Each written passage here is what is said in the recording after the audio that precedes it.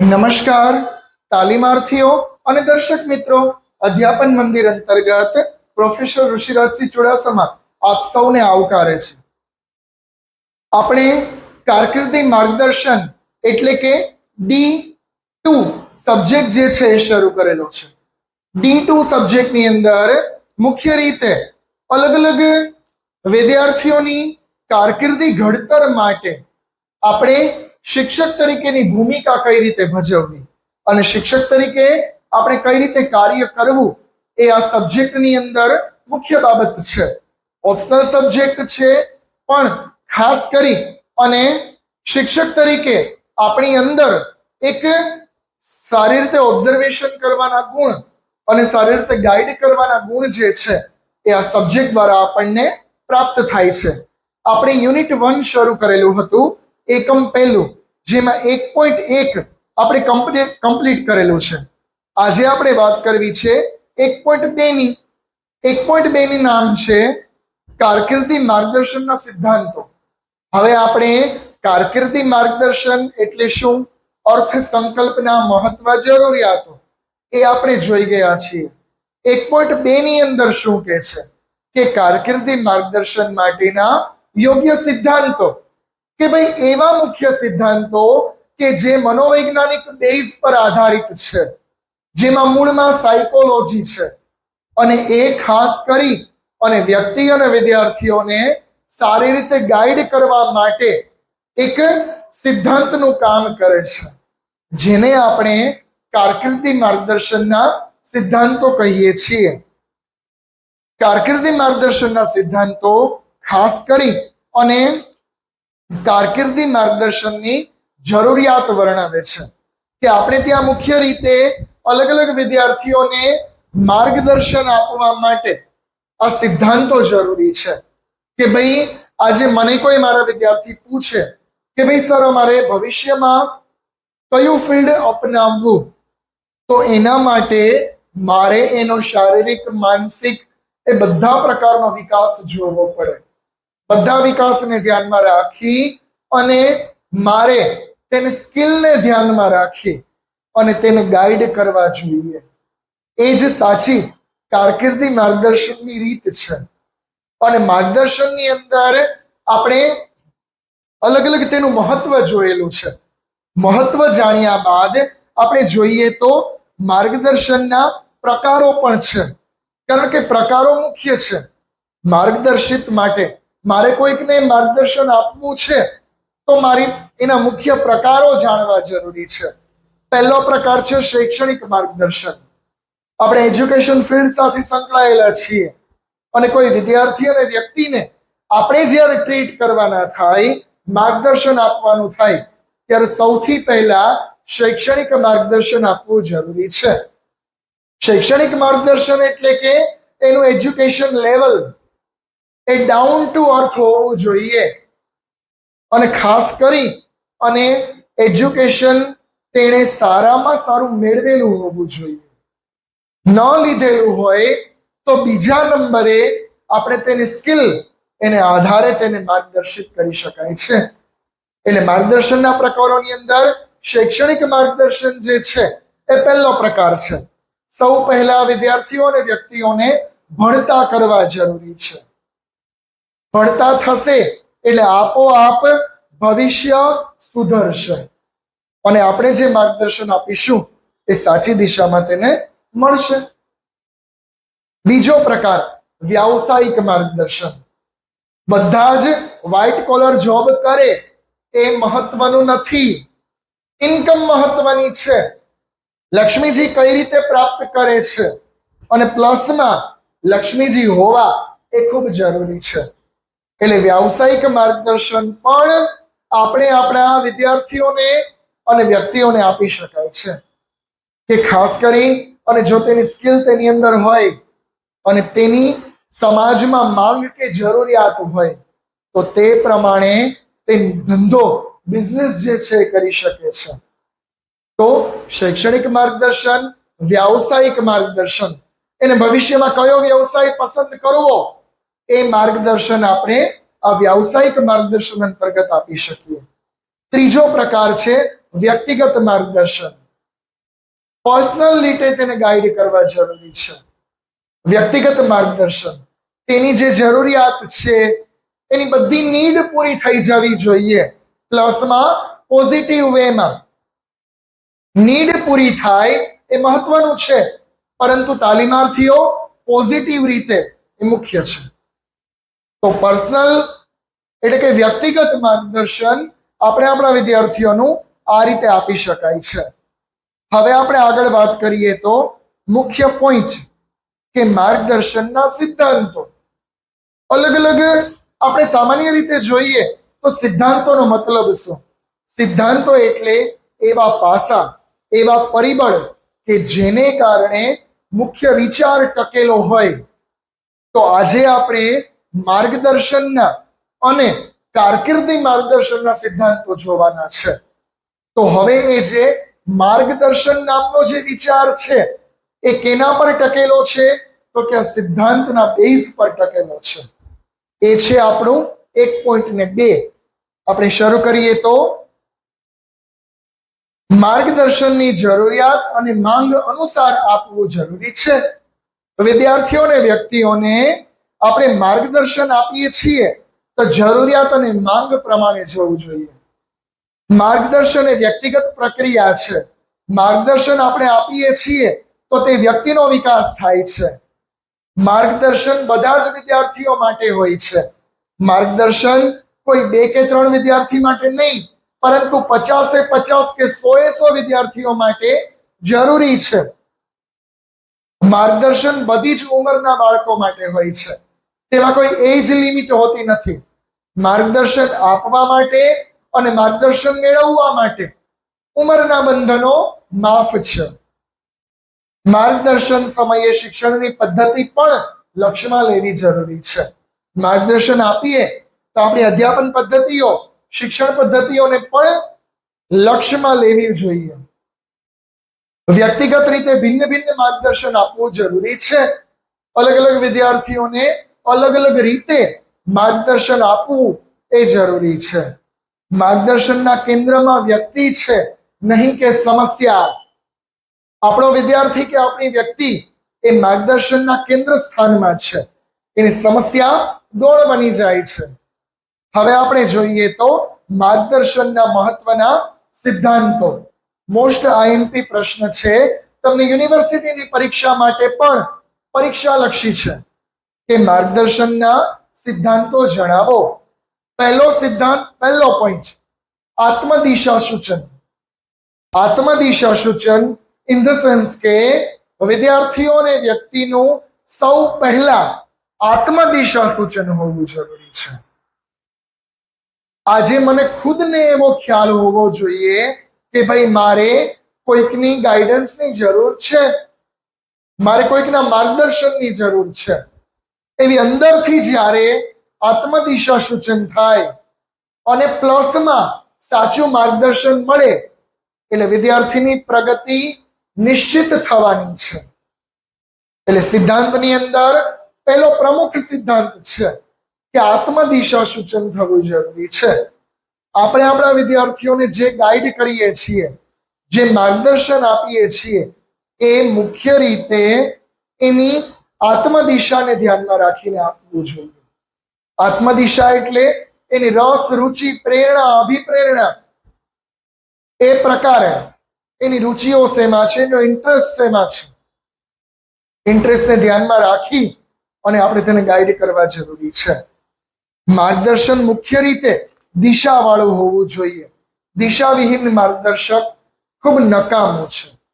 આપણે આની પહેલા પણ વાત કરી હતી કે આપણા સમાજના જે વિદ્યાર્થીઓ છે, જે વ્યક્તિઓ છે, તે દિશાવિહીન થઈ ગયા છે. હમણાં જ આપણે વાત કરી કે વિદ્યાર્થીઓ ભણીએ જાય છે તો ભણીએ જાય છે, ડિગ્રીઓ પ્રાપ્ત થાય છે, લક્ષ્મીજી વ્યય થાય છે, પરંતુ રિઝલ્ટ મળતું નથી. તો એ માર્ગદર્શન નથી.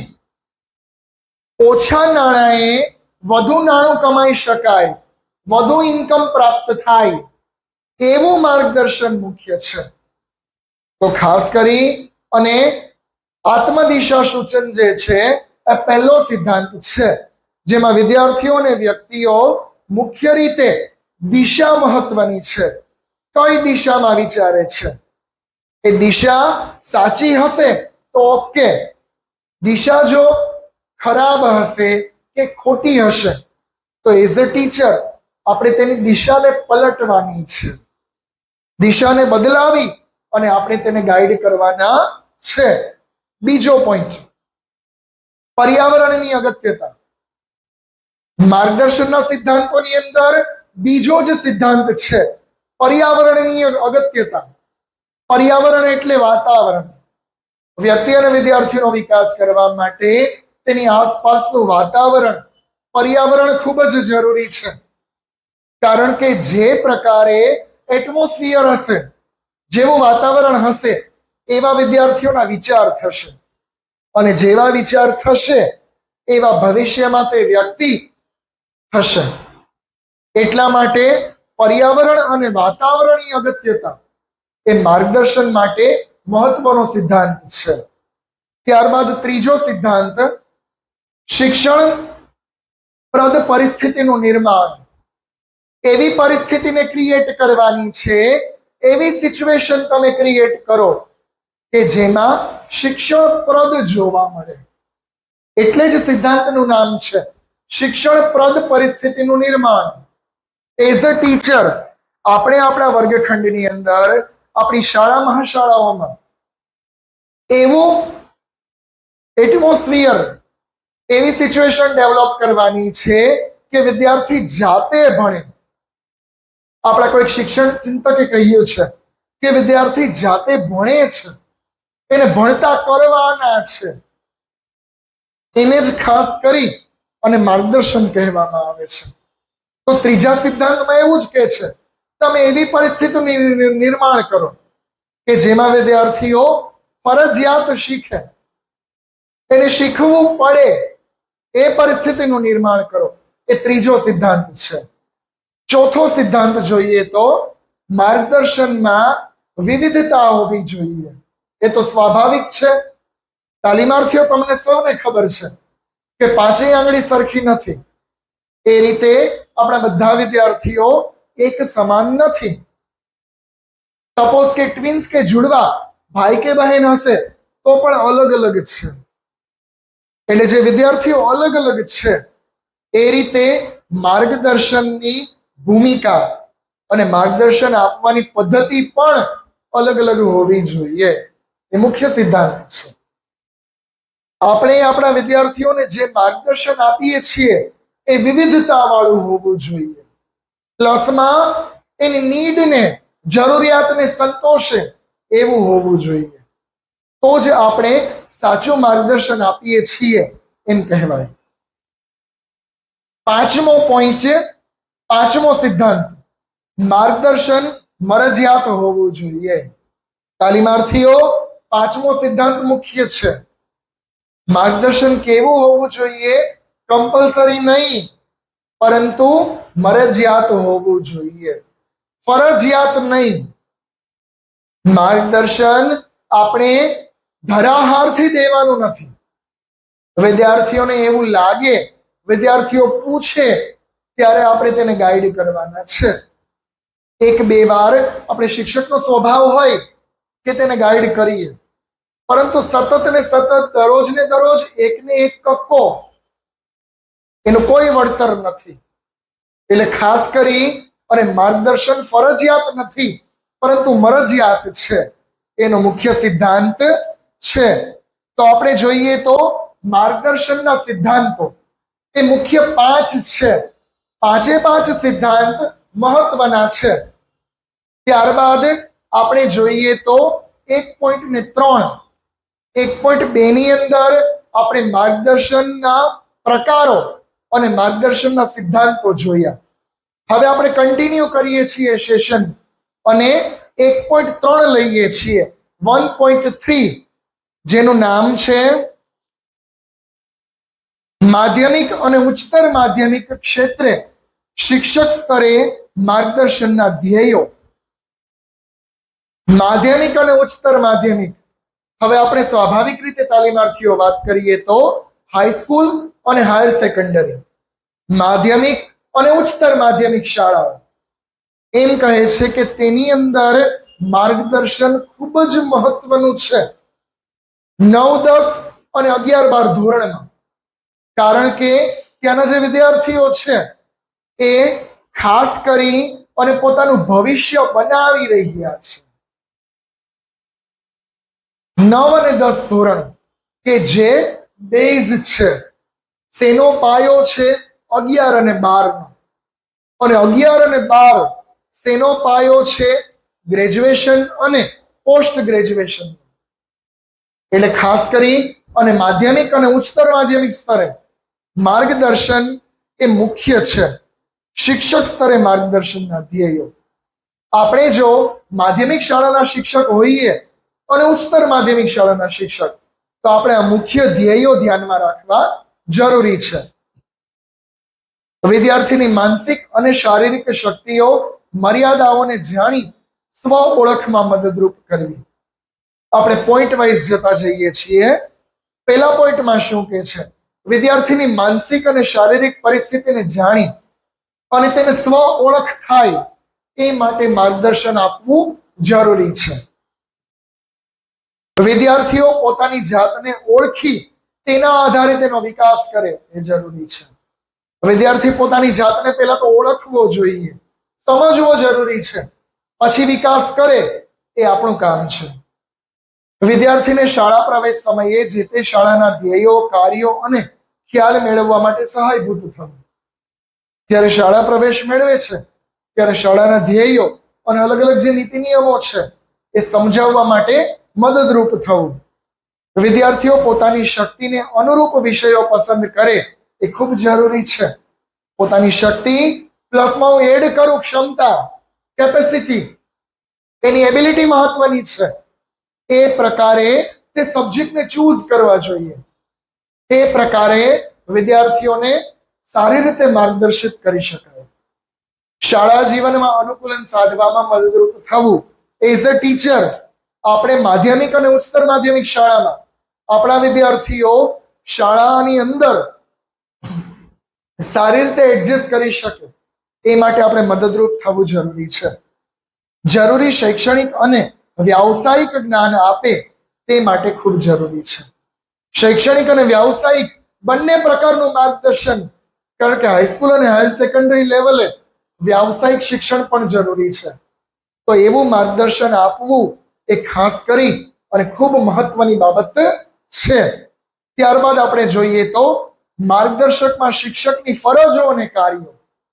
આ મુખ્ય પોઈન્ટ છે કે એઝ અ ટીચર આપણે હાઈસ્કૂલ અને હાયર સેકન્ડરીની અંદર મારા વિદ્યાર્થીને ગાઈડ કરવા છે, તો મારા કાર્યો અને ફરજો કયા કયા હોવા જોઈએ? પહેલું, માર્ગદર્શક મંડળની સ્થાપના કરવી જોઈએ. આ પણ આપણે પોઈન્ટ વાઇઝ જોતા જઈએ છીએ. પહેલા પોઈન્ટમાં કહે છે માર્ગદર્શક મંડળની સ્થાપના કરવી. એવું એક ગ્રુપ બનાવવું એઝ અ ટીચર કે જેમાં વિદ્યાર્થીઓને ડગલે ને પગલે માર્ગદર્શન મળી શકે. શૈક્ષણિક વ્યાવસાયિક માહિતીનું ખંડ આયોજન હોવું જોઈએ. શૈક્ષણિક અને વ્યાવસાયિક જે માહિતી છે એનું વર્ગખંડ આયોજન ખૂબ જરૂરી છે. શૈક્ષણિક વ્યાવસાયિક માહિતીનું એકત્રીકરણ, સંકલન અને ફાઇલિંગ કરવું જરૂરી છે. ખાસ કરીને માહિતી મેળવવી, તેને ફાઇલિંગ કરવી અને એકત્ર કરવી ખૂબ જરૂરી છે. વિષયોની પસંદગી અંગે વાર્તાલાપ ગોઠવવા. ખાસ કરીને ધોરણ 10 પછી વાણિજ્ય, વિજ્ઞાન અને વિનયન આ 3 પ્રવાહો છે. સાયન્સ, આર્ટ્સ અને કોમર્સ. તો 3 પ્રવાહોમાંથી કયો પ્રવાહ પસંદ કરવો વિદ્યાર્થીને, એ માટે વિષયોની પસંદગી માટે સેમિનાર અને ચર્ચા સભા ગોઠવી શકાય કે વિનયન, વાણિજ્ય કે વિજ્ઞાન કયા પ્રવાહમાં વિદ્યાર્થી જઈ શકે તેમ છે. તેના માટે સૌથી પહેલા તેને તેના વિષયોની યાદી અને એ માટે આયોજનબદ્ધ એને માર્ગદર્શન આપવું જોઈએ. ઉચ્ચ અભ્યાસ માટે તાલીમ વર્ગો, વ્યાવસાયિક તકો વગેરેની ભૂમિકા આપણે આપી શકીએ છીએ. ઉચ્ચ અભ્યાસ માટે તાલીમ વર્ગોની રચના કરી શકાય અને ખાસ કરી અને એવા વર્કશોપ ગોઠવી અને વિદ્યાર્થીને આપણે ગાઈડ કરી શકાય. માર્ગદર્શનની સેવા માટે બુલેટિન બોર્ડનો ઉપયોગ કરી શકાય. આપણને સૌને ખબર છે કે શાળા મહાશાળાઓની અંદર બુલેટિન બોર્ડ છે. તો આપણે બુલેટિન બોર્ડ જે છે એ મુક દિવાલ છે કે બોલ્યા વિના કંઈક સંદેશ આપે છે. તો આપણે તેમાં ચિત્રો, ચાર્ટ એવી માર્ગદર્શનને લગતી પ્રવૃત્તિઓ સજાવી શકીએ કે જેને કારણે વિદ્યાર્થીઓ ગાઈડન્સ મેળવી શકે. માર્ગદર્શનની સેવામાં વિદ્યાર્થીઓની સમસ્યા ઉકેલ માટે એઝ અ ટીચર તમારે પ્રયત્નો કરવાના છે. સર્વ વિદ્યાર્થીઓની લાયકાત પ્રમાણે તેને માર્ગદર્શન આપવું ખૂબ જરૂરી છે. હાઈસ્કૂલ અને હાયર સેકન્ડરી લેવલે જે વિદ્યાર્થીઓ અને જેવા વિદ્યાર્થીઓ જેવી તેની પાત્રતા એ પ્રકારે આપણે એઝ અ ટીચર તેને ગાઈડ કરવાના છે. તો આ રીતે તાલીમાર્થીઓ આપણું યુનિટ 1 એકમ 1 જેનું નામ છે કારકિર્દી માર્ગદર્શનનો પરિચય એ આપણે અહીંયા કમ્પ્લીટ કરીએ છીએ. આજના સેશનની અંદર આપણે 1.2 અને 1.3 બંને પોઈન્ટ જે છે એ જોઈ લીધા છે. તો અહીંયા યુનિટ 1 જે છે એ પૂરું થાય છે. તમને કોઈને કાંઈ પણ ન સમજાય તો તમે સૌ મને કમેન્ટ દ્વારા જણાવી શકો છો.